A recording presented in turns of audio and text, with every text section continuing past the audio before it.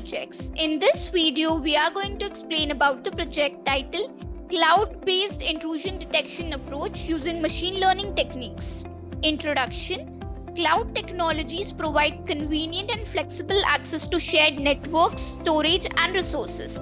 The project acknowledges the diverse service models and deployment options offered by cloud platforms, which are fundamental for implementing effective intrusion detection systems within the dynamic environment.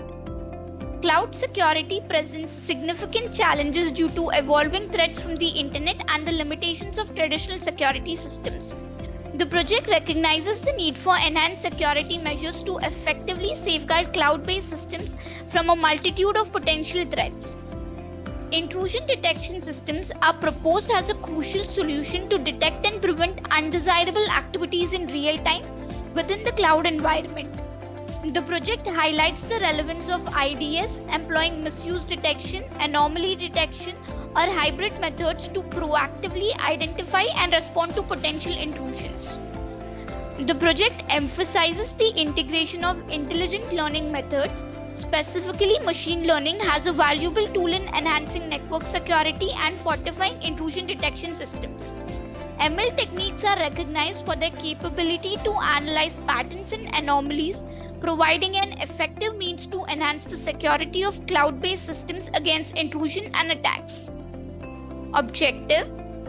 The primary goal of the project is to create a model for intrusion detection in cloud environments using machine learning.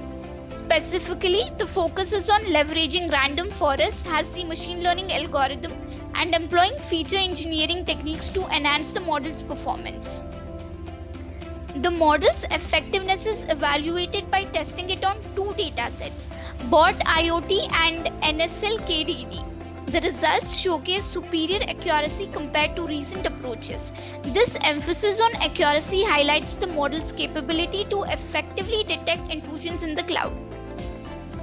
The project aims to address the limitations of traditional security systems in cloud technology. It recognizes the strengths of random forest in handling outliers and its parameters simplicity. By utilizing random forest advantages, the model aims to enhance intrusion detection capabilities and overcome the constraints of conventional security measures.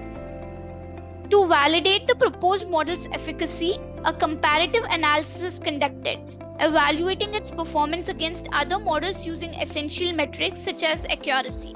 This comparison provides a clear understanding of how the proposed model performs in intrusion detection within cloud environments, emphasizing its efficiency and effectiveness. Requirements. The requirements of the project are hardware requirements, in which we have operating system of Windows, processor of 5.5 and above, RAM of 8 GB and above, hard disk of 25 GB and above. Software requirements, in which we have Anaconda 3 and Visual Studio. Flow of project. To implement this project, we have designed the following steps. The first step is importing the packages. In this step, necessary software libraries or packages are imported into the project. These libraries are essential for various functionalities such as data manipulation, visualization, machine learning, and deep learning. For example, Pandas for data handling, Matplotlib and Seaborn for visualization, and Keras Tensor for working with neural networks. Exploring the dataset. This step involves a preliminary exploration of the dataset, specifically the KDD Cup dataset and the BOT IoT dataset. Exploration typically includes understanding the structure of the data, features, data types, and gaining insights into potential patterns or anomalies in the data. KDD Cup dataset and BOT IoT dataset. These sub-steps involve delving into the specifics of the KDD Cup dataset and the BOT IoT dataset. It includes understanding the source, the context of the data, the features, and their relevance to the intrusion detection problem. Data processing. Data processing involves preparing the data for analysis. This includes steps such as handling missing values, dealing with outliers, encoding categorical variables, and potentially scaling or transforming features to make them suitable for machine learning models. Pandas data frame and Keras Tensor. These sub-steps involve leveraging the pandas library to structure and manipulate the data into data frames, which are tabular representation of the dataset. Keras tensor, on the other hand, is used for creating tensors, which are fundamental data structures used in deep learning. Cleaning the dataset.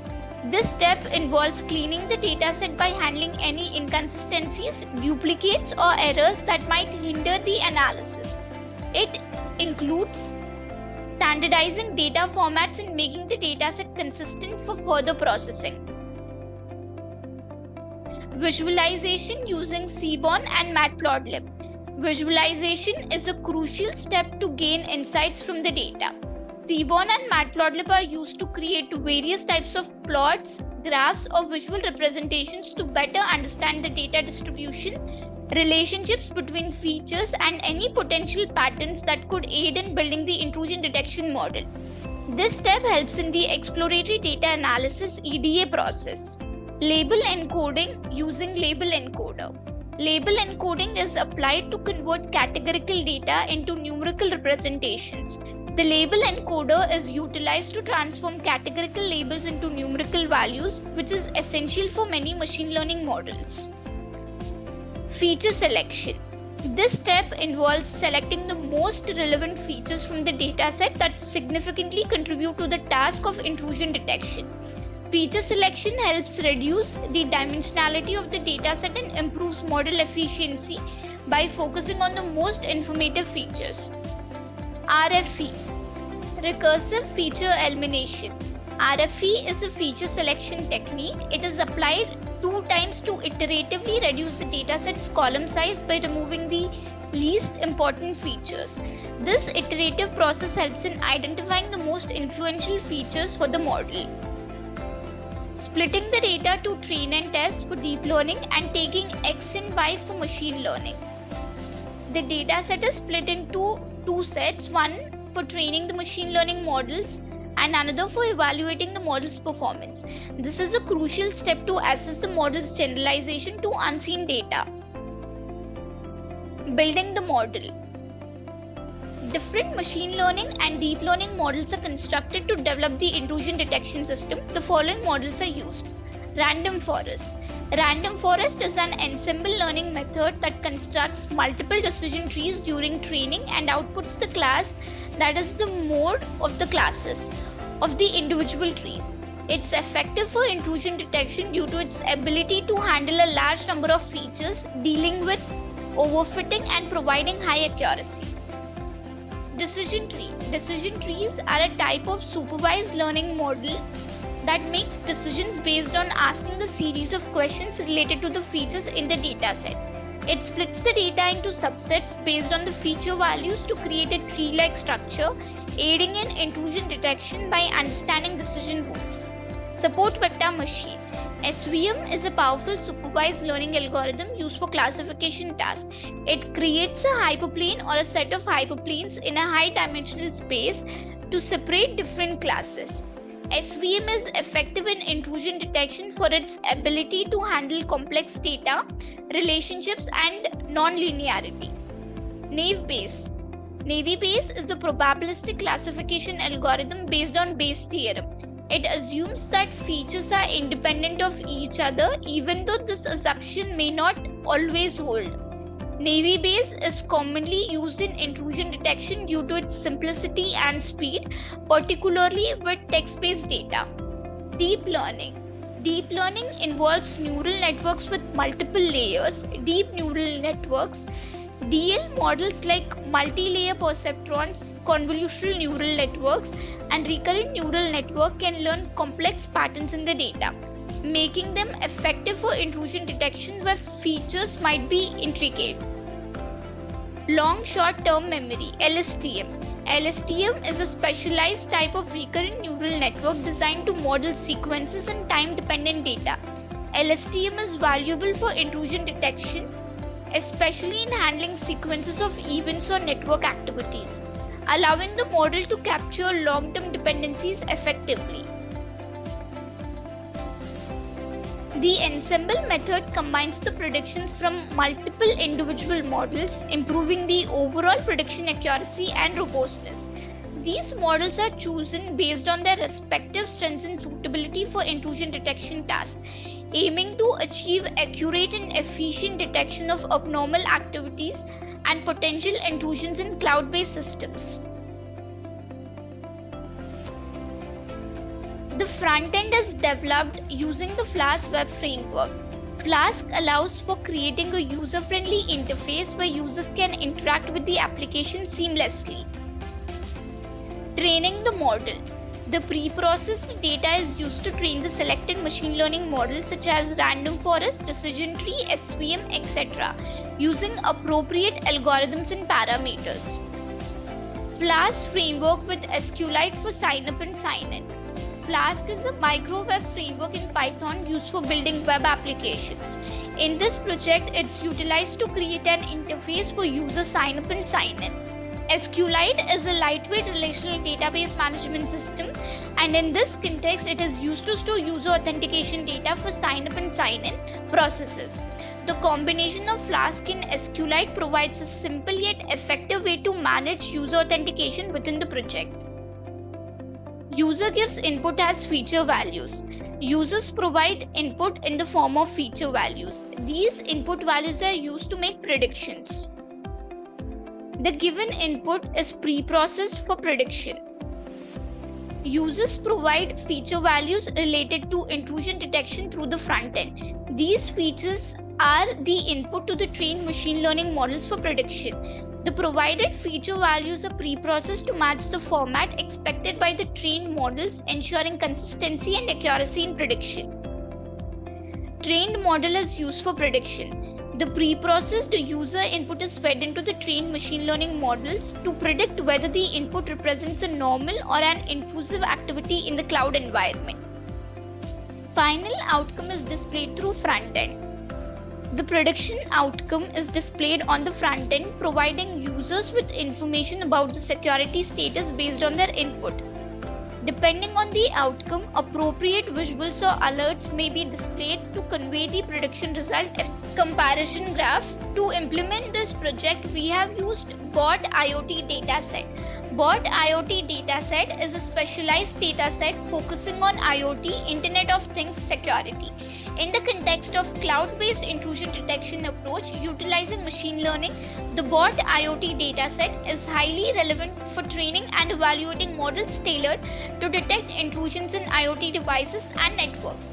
As IoT devices are often integrated with cloud platforms, understanding and mitigating IoT-based attacks are critical for overall cloud-based intrusion detection.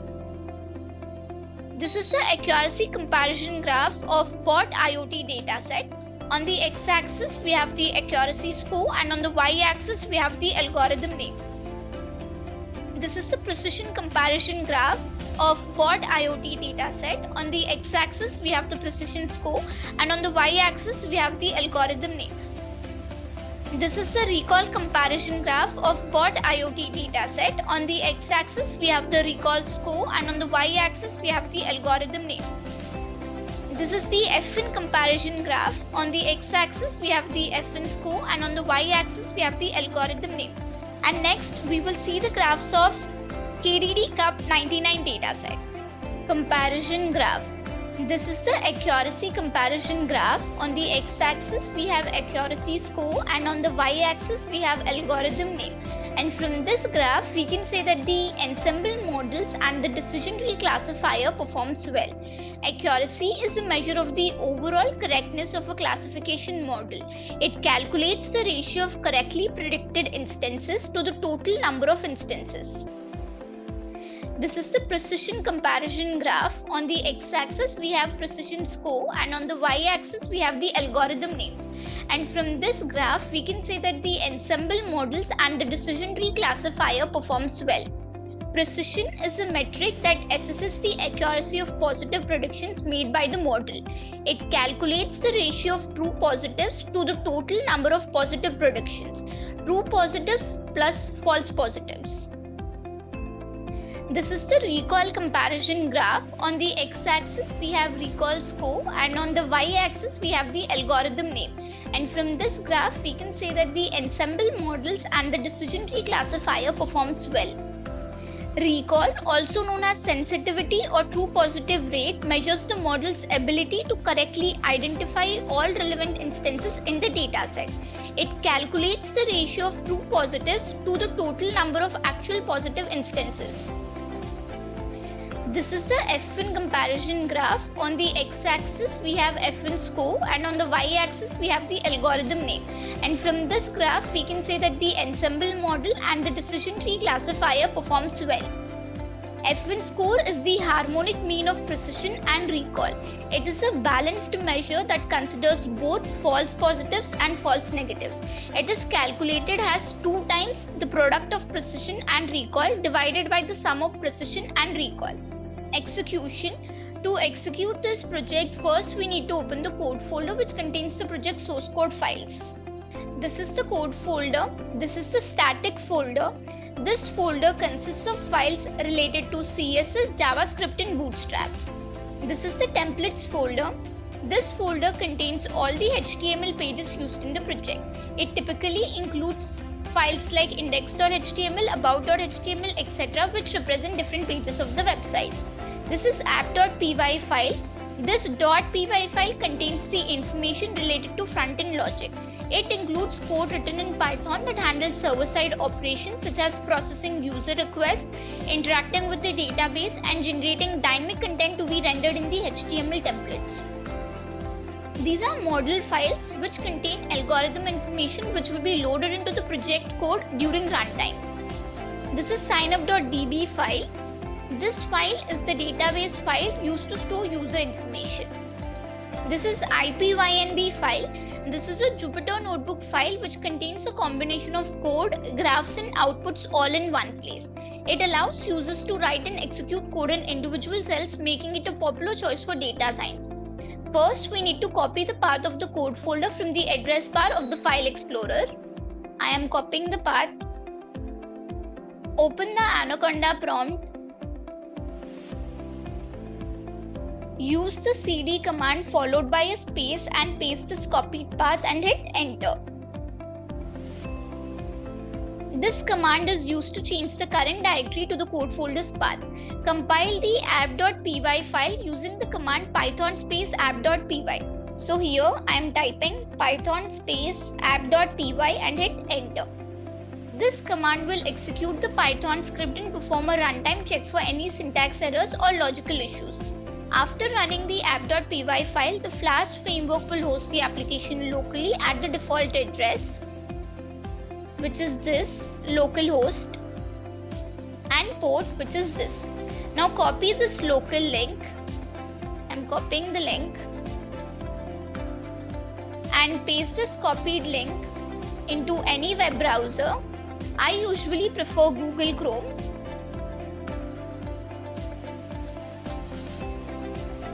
And hit enter.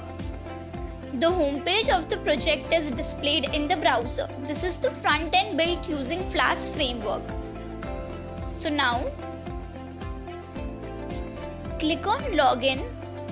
If we are a new user, we need to register first. But I have already registered, so click on sign in. So here we need to enter the username and the password which we have created and then click on sign in. This is the homepage of the project. So here we need to enter all these parameters to predict whether attack is detected in the cloud or not. So the first parameter is protocol type. So here the protocol type is 1. Protocol type specifies the network protocol being used, that is TCP UDP. And the service is 19. Service represents the type of network service. Example HTTP FTP. Flag is 9. Flag indicates the status of control flags during the communication process. Example SYN ACK RST. SRC bytes. SRC bytes is 491. SRC bytes denote the number of bytes sent from the source and destination respectively. DST bytes is 0. DST bytes is also the Number of bytes sent from the source and destination. Logged in.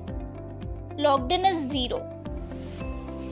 Logged in indicates if a user is logged into the system or not. Count. Count is 2. Count represents the number of connections to the same host. SRV count is 2. SRV count denotes the number of connections to the same service. Same SRV rate is 1. It signifies the rate of connections to the same services. Different SRV rate is 0. It signifies the rate of connections to different services. DST host count is 0. DST host count represents the count of connections to the same host and same service on the destination respectively. DST host SRV count is 150. It signifies the rate of connections to the same services on the destination host. DST host same SRV rate is 25. It represents the count of connections to the same host on the destination respectively. DST host different SRV rate is 0.17. It signifies the rate of connections to the same or different services on the destination host. DST host same SRC port rate. It represents the rate of connections using the same or different source port on the destination host. It is 0.03. DST host SRV different host rate is 0.17.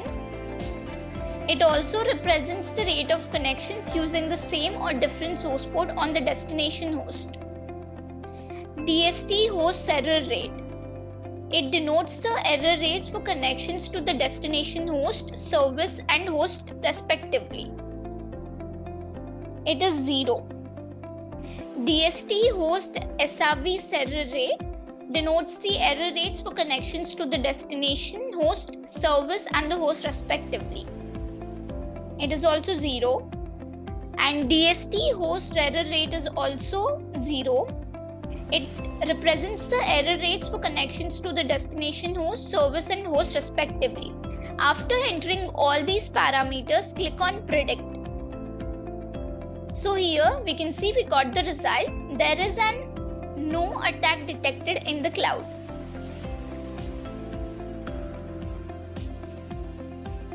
In this way, we can predict whether attack is detected in the cloud or not. Let us enter the parameters once again. So I'm entering the parameters. So here I have entered the parameters. Now click on predict. So here we can see there is an attack detected in the cloud. So in this way we can predict the attack whether it is detected in the cloud or not, just by entering the parameters. The conclusion of the project is the project's intrusion detection model using random forest and optimized features achieves superior accuracy, precision and recall compared to recent works on bot IoT and NSL KDD datasets, showcasing its effectiveness. RF offers robust outlier handling, parameter simplicity and automatic variable importance and accuracy assessment, making it a powerful tool for intrusion detection within the proposed model. The project employs machine learning, specifically RF, to enhance intrusion detection, effectively addressing traditional cloud security limitations and reinforcing overall cloud security measures. Thank you for watching video. For more projects, please visit our website www.trueprojects.in. For updates on latest project videos, Please visit True Project's YouTube channel and subscribe.